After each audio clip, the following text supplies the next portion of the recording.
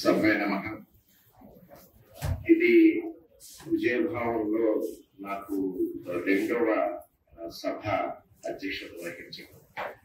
అప్పుడు చెప్పాను, ఇప్పుడు కూడా చెప్తున్నాను. ఈ వేదిక మీద అధ్యక్షుడిగా కూర్చునేటటువంటి అర్హత అనేది ఏ కోణంలో చూసినా నాకు లేదు. ఎందుకంటే ఇది ఒక సాహిత్య వేదిక. సాహిత్యంలో ఏమాత్రం అనుభవం లేదు. అటువంటి నన్ను అప్పుడు అధ్యక్షుడిగా పిలిచారు. అప్పుడు గోపాలరావు మంత్రులు గారు ఏదో కారణం చెప్పి నన్ను కన్విన్స్ చేయడం జరిగింది. ఈ రోజు ఇక్కడ దీనికి అనగానే ముందు నేను గురుగారు నేనేంటి అక్కడేంటి కూర్చోవడం అని చెప్పేసి అన్నాను.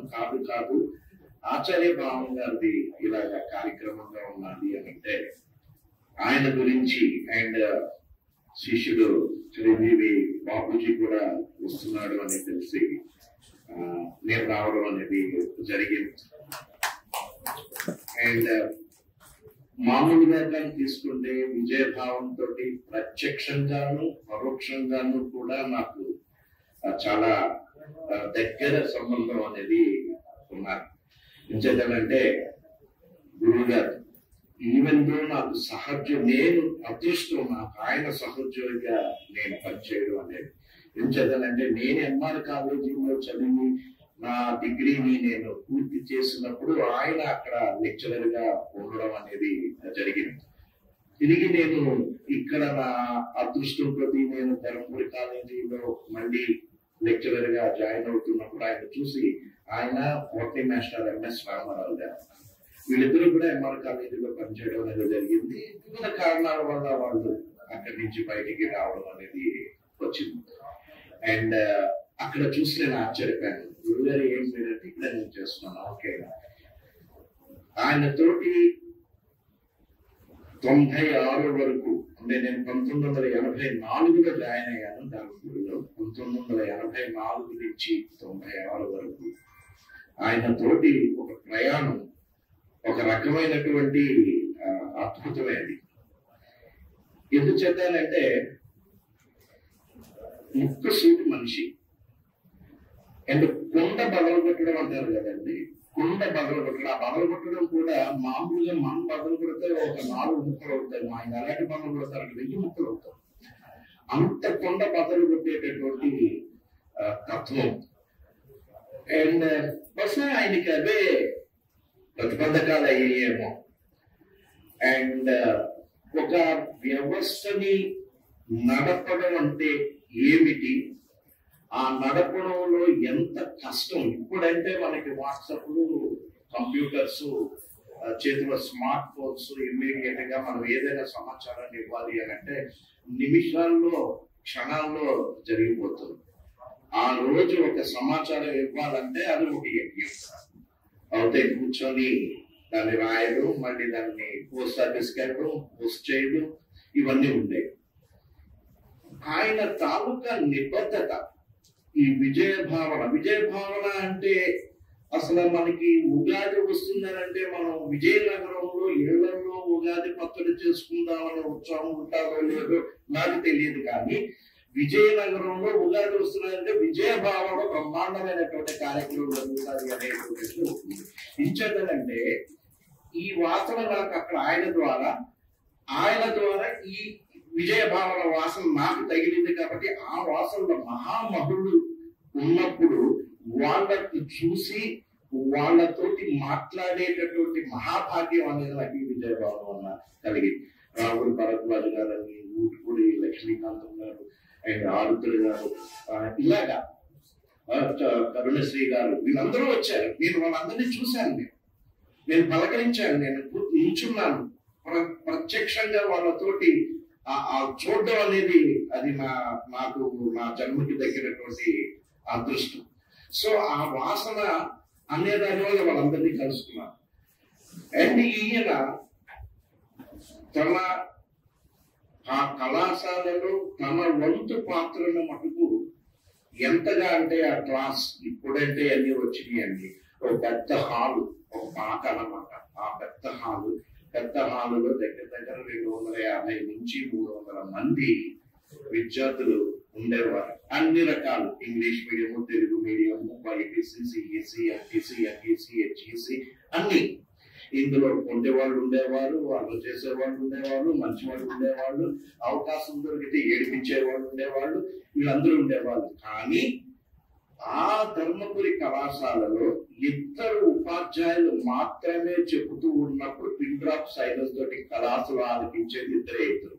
ఒకటి మన ఆచార్య భావన్ గారు, అండ్ రెండు మొదలనే పరంపరించినటువంటి ఇంగ్లీష్ మేడం ఇందిరా మేడం. ఈ ఇద్దరు క్లాసు చెప్తూ ఉన్నప్పుడు పిన్ డ్రాప్ సైలెన్స్ స్టూడెంట్ ఎవరు కూడా తింటారు అనేవారు కాదు. అండ్ భావన గారు చెప్తూ ఉంటే ఆ గేట్ దగ్గరికి, గేట్ అని అంటే ఈ పాటికి గేట్కి దగ్గర ఒక అరకెళ్ళ దూరం ఉంటాం, అక్కడ కూడా ఆయన టోన్ తోటి ఇవ్వబడి అంత అద్భుతం. మరి ఇంకా ఆయన పాఠం చెప్తున్నారనంటే అది మేము కూడా పక్క రూములో ఉన్నప్పుడు కొంతసేపు వరకు ఆయన చెప్పేది ఆలకించేవాడు. ఆలకించండి, తెలుగు ఆలకించండి. అండ్ ఆయన సిన్సియారిటీ గురించి కానీ తీసుకున్నట్టయితే నిజంగా ఏం చేసేవారండి, పని చేసేవారండి. ఈ మంత్ అయ్యేదండి, 1వ తారీఖు ఎప్పుడు ఉండేది, 15వ 10వ తారీఖు విజయభావన కార్యక్రమం అయ్యేది. ఒక రోజు రెస్ట్ తీసుకునేవారేమో ఆయన. మళ్ళీ మరుసటి రోజు నుంచి ఆయన ఒక చిన్న పెట్టులకి పెట్టుకున్నారట మా స్టాఫ్ రూమ్లోనే. అందులో ఏంటంటే ఇంత కట్టు ఉండేది, పోస్ట్ కార్డులు కట్ట. ఆ పోస్ట్ కార్డులు ఆయన క్లాసులు అయిపోయిన వెంటనే లేదర్గా ఉన్నప్పుడు, క్లాసు లేనప్పుడు కూర్చొని ఒక్కొక్క పోస్ట్ కార్డు మీద ఒక్కొక్కరికి రాసేవాడు, ఫలానా రోజుని ఫలానా ఇది ఉన్నది. అండ్ దాన్ని మళ్ళీ అవన్నీ రాసి వాటిని సంచిలో పెట్టుకుని, ఆయన సంచి always use to carry bag, ఆ సంచి ఉండేది, ఆ సంచిలో పెట్టుకుని పోస్ట్ ఆఫీస్కి వెళ్ళి అండ్ పోస్ట్ చేసి అప్పుడు ఆయన ఇంటికి వెళ్ళేవారు. అంతేగాని ఇంటికి వెళ్ళి పోస్ట్ చేసి పడుకొని వచ్చి పోస్ట్ ఆఫీస్ లో వేసేవారు కాదు. పోస్ట్ ఆఫీస్ లో వేసి ఇంటికి వెళ్ళడం అనేది జరిగేది. అప్పుడప్పుడు మేము చూసి గురుగారు ఏంటిదని అడిగాడు, వచ్చేవారు మొన్న రాశారు కదా అయిపోయింది, మళ్ళీ 2 రోజులు మొదలవుతుంది అని. మేము కూడా ఆ కార్డు రాసేవాళ్ళం. ఆయన వాళ్ళ కార్డు తీసుకొని మేము కూడా కార్డు రాసేవాళ్ళం. ఎంత దూరమైనా అదే సైకిల్ మీద వెళ్ళేవారు. ఆ సైకిల్ మీద వెళ్ళడమే పంచడం, ఎంతమందికైనా ఏ ఒక్కరిని మిస్ చేసేవారు కాదు. ఆయనలో ఉన్న గొప్పతనం అది. ఎంతమంది అయితే ఆహ్వానితులు ఉన్నారో వాళ్ళందరికీ కూడా స్వయంగా వెళ్ళి ఆయన అప్పట్లో ప్రింటింగ్ ప్రెస్కి వెళ్ళి చేసుకోవడం అనేది ఉండేది. ఆ ప్రెస్ దగ్గరికి వెళ్ళడం, అది చూసుకోవడం, మళ్ళీ ప్రూఫ్ తేవడం, దాన్ని కరెక్ట్ చేసుకోవడం, మళ్ళీ దాన్ని ఇవ్వడం, ఇవన్నీ నిజంగా ఏంటంటే ఒక వ్యవస్థను నడపాలి అంటే వీళ్ళ దగ్గర నుంచి మనం నేర్చుకోవాలి. ఇప్పుడంటే అన్ని ఉన్నాయి, అన్ని వసతులు ఉన్నది నడుపుతున్నామంటే అది గొప్పతనం కాదు. ఏ వసతి లేనప్పుడు, ఏమీ లేనప్పుడు, అండ్ ఉమ్మడి రాష్ట్రంలో ఆంధ్రప్రదేశ్ లో విజయ భావన ఉగాది గురించి కూడా వెయిట్ చేసేవాడు కాదు. జరిగే ప్రతి నెల జరిగేటటువంటి కార్యక్రమాన్ని గురించి కూడా వెయిట్ చేసేవాడు. ఎవరు ఈసారి మంచి భక్త వస్తున్నారు, ఎవరు ఏ రచయిత వస్తున్నారు, ఏ కవులు వస్తున్నారు అని చెప్పడం, మళ్ళీ వాటి మీద ఆ జరిగినటువంటి దాని మీద ఏంటంటే రివ్యూస్ వచ్చేవి. ఈయన మళ్ళీ దానికి సమాధానాలు వీళ్ళు చెప్పడం. ఇప్పుడు ఎవరు ఒకసారి పెట్టేసిన తర్వాత నా కార్యక్రమం అయిపోయింది, నీకు అందిందా అందలేదా నాకు అనవసరం, అండ్ నేను ఈ కార్యక్రమం చేశాను బాగుందా బాగోలేదా అనేది కూడా నాకు అనవసరం.